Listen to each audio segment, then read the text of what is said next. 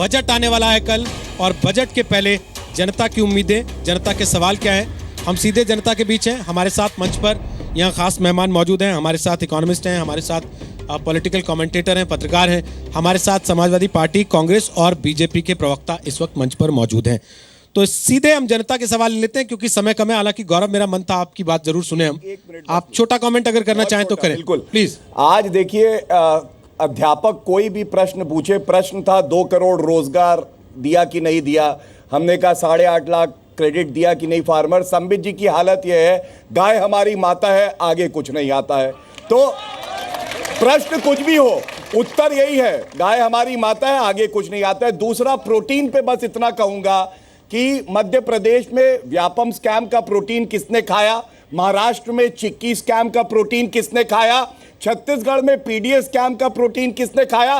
सारा प्रोटीन तो इनके नेता खा गए और बात कर रहे हैं कि प्रोटीन जनता तक नहीं पहुंचा। अच्छी बात है, आप लोग मैनिफेस्टो लेके बैठे हैं। बस भगवान से मनाइएगा उत्तर प्रदेश की वोटिंग के दिन जनता आपका मैनिफेस्टो ना लेके बैठ जाए कि आपने 5 साल में कितना दिया है। तो बहुत अच्छा है रोहित जी। अब सीधे जनता के सवालों पे आते हैं। मैनिफेस्टो तो भाजपा कॉपी करती है, कहती है लैपटॉप नहीं बंटने चाहिए, 2017 में डाल देती है हम लैपटॉप देंगे। अभी देखिए उससे आगे बढ़ गई भाजपा। तो ये जब जनता के सवाल है वो क्या लेके आए, पूछे क्या पूछ रहे हैं। सर, आपने पंजाब में अकाली दल और आपका गठबंधन, आपने 2 किलो घी दिया, क्या 2 किलो घी देकर देश का विकास कर लोगे या पंजाब का कर लोगे? ये बिल्कुल सही सवाल है कि कोई फ्रीबीज से विकास नहीं होता है। और इसीलिए आप देखिएगा प्रधानमंत्री नरेंद्र मोदी जी ने जिस चीज़ पे जोर दिया है वो हमेशा डायरेक्ट बेनिफिट ट्रांसफ़र पर ही जोर दिया है कि जो पैसा गरीबों का है और उनका हक पहुंचना चाहिए वो बिना किसी रुकावट के आपके अकाउंट तक पहुंच जाए, यह महत्वपूर्ण है। इसलिए उसी पर ही काम कर रहे हैं। जहां तक घी देने का सवाल है, घी तो बहुत लोगों ने दिया है, बहुत लोगों ने देश का घी भी निकाला है। तो स्वाभाविक रूप से हमने तो निकाला तो नहीं है, हमने देने का तो वायदा किया है, घी तो निकाला नहीं है ना देश का।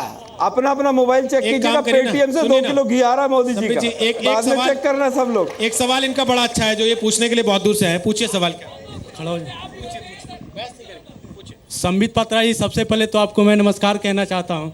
Thank you. और मैं ये कहना चाहता हूँ कि मेरे देश में एक से एक नेता हैं जो कोई कहता है कि मैं मुस्लिमों का फेस हूँ, कोई कहता है मैं हिंदुओं का फेस हूँ, लेकिन आज तक कोई ऐसा नहीं हुआ जो कहे कि हम बेरोजगारों के फेस हैं।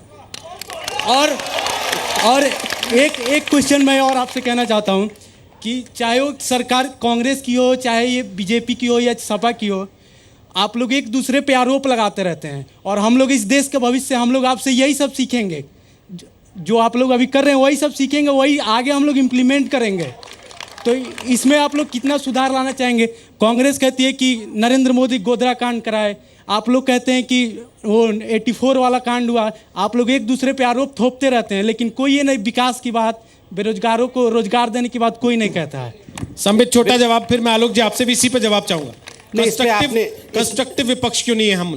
प्लीज। इस पे आपने बहुत सही सवाल और युवाओं की मन की बात पूछी है। आप देखिए, आप मानेंगे कि 2014 में जो चुनाव हुआ, जिसमें जिस प्रकार का बहुमत मिला है 30 वर्षों के बाद, मोदी जी को इसलिए मिला क्योंकि जो पैराडिम शिफ्ट रहा वो डेवलपमेंट के इर्द गिर्द ही रहा।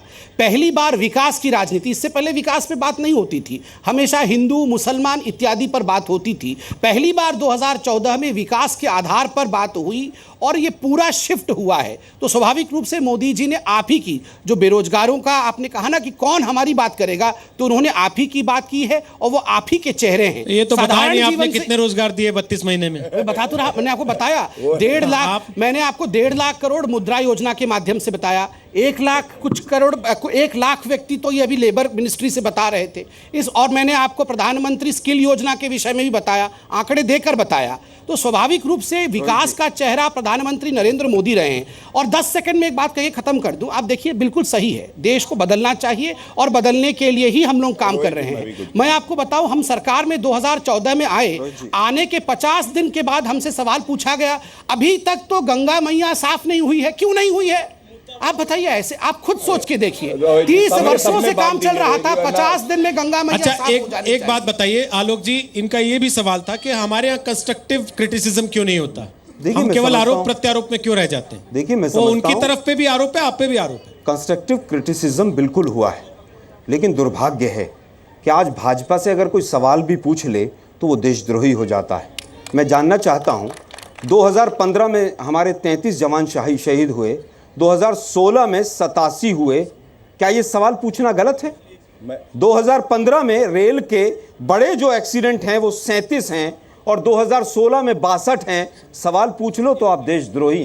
क्या कंस्ट्रक्टिव अपोजिशन का ये काम नहीं है कि वो सीधे सीधे सवाल पूछे कि आपने इतने टैक्स बढ़ा दिए, आपने इतने टैक्स लगाकर आपने तमाम तरह की घोषणाएं और वायदे किए, क्या सवाल पूछना गलत है? अगर सवाल पूछना गलत है तो हम कंस्ट्रक्टिव अपोजिशन नहीं कर रहे हैं, लेकिन हम सवाल पूछेंगे। एक सवाल, इन्होंने बेरोजगार साथी जो बेरोजगारी के ऊपर जो बात की है, आपके सहयोगी, आपके गठबंधन पार्टी से भी एक सवाल आप जवाब सर, थोड़ा समय तो बांटना सीखिए ना। लेबर ब्यूरो के आंकड़े कहते हैं 1.37 लाख हमने रोजगार दिए, इन्होंने 1.5 लाख करोड़ कहा। कितनी जीरो का बताया था, पूछ लीजिए इनसे। 1.5 लाख करोड़, 1.5 लाख करोड़ मुद्रा का कहा था कि नहीं कहा था? 1.5 लाख सुनते भी नहीं है। जरा काउंट मैं बधाई देना चाहता हूं, मुझे इस पे बोलना इससे आवश्यक है। बेहतर प्रश्न हो नहीं सकता था। कहा कि 1.5 लाख करोड़ में कितने जीरो होते हैं, काउंट कर लेना आप। काउंट कर लीजिएगा। अच्छा, झगड़िए नहीं ना, झगड़िए नहीं। उसमें कितने जीरो होते हैं? 1.5 लाख करोड़ कितना होता है?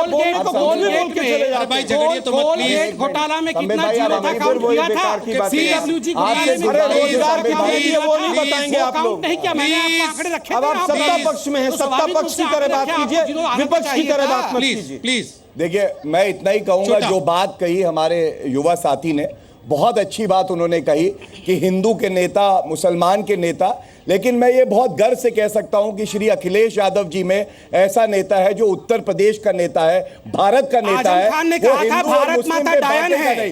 आजम खान ने कहा था भारत माता डायन है। और अखिलेश यादव चुनावी मत बनाइए, चुनावी मत बनाइए, चुनावी मत बनाइए। एक बात की बधाई देना चाहता हूं, भारत माता डायन है। मैं चुनावी बात नहीं होने दूंगा सर, अगर ये प्लीज।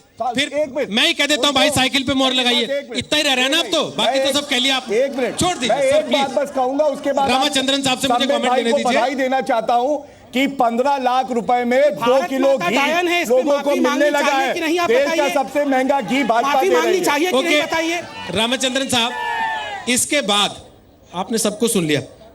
बजट में आप कोई उम्मीद कर रहे हैं कोई चमत्कार की, या जैसे आपने खुद माना, विजय जी की बात सुनी कि आर्थिक सर्वे गोल है इस बार, तो बजट भी गोल ही होने वाला है। नोटबंदी के लिए इतना लाइन में लगे, इतना मोदी मोदी का नारा लगाया, तब भी कुछ इनाम मिलेगा कि नहीं? देखिए, एक्सपेक्टेशंस बहुत हाई हैं और मैं नहीं मानता कि वो सब एक्सपेक्टेशंस को मीट कर सकते हैं, क्योंकि उनकी मजबूरियां अलग हैं। अगर उन्होंने इकोनॉमी में पैसा पंप करना है तो उसके लिए भी उनको गुंजाइश तो कहीं ना कहीं करना पड़ेगा। हमसे तो सारा निकलवा लिया, बैंक में डलवा दिया, आप तो पंप कर दें कम से कम। अब आप ज्यादा निकाल सकते हैं आपका सब व्हाइट था, जिनके पास था उनसे पूछिए ना। सर, व्हाइट वालों को कौन सा छोड़ दिया आपने? तो अगर किसी का काला और पीला था तो वो भी बता राहुल गांधी से आप पूरी कर ले सर। आरबीआई आंकड़े तक जारी नहीं कर रहा है। चलिए, आरबीआई की डिग्निटी को खत्म कर दिया है। चलिए, समय खत्म हो गया। यहाँ बैठकर जुमले छोड़ते हैं। सर, समय से बहुत ओवर चले गए हम। आसान काम हालांकि नहीं है जनता के सरकार सवाल हैं, मैं भी चाहता था कि जनता के बीच में जाएं, लेकिन जैसे इनकी मजबूरियां, हमारी भी मजबूरियां हैं, समय से बहुत ज्यादा ओवर नहीं हो पाएंगे। फिलहाल यहां से आज के इस खास प्रोग्राम में इतना ही, लेकिन इस वादे के साथ कि कल शाम को ताल ठोक के स्पेशल एडिशन बजट के बाद कितनी उम्मीदें पूरी हुई, हम एक बार फिर यहीं से लेकर हाजिर होंगे। तब तक के लिए नमस्कार और आप सबका धन्यवाद।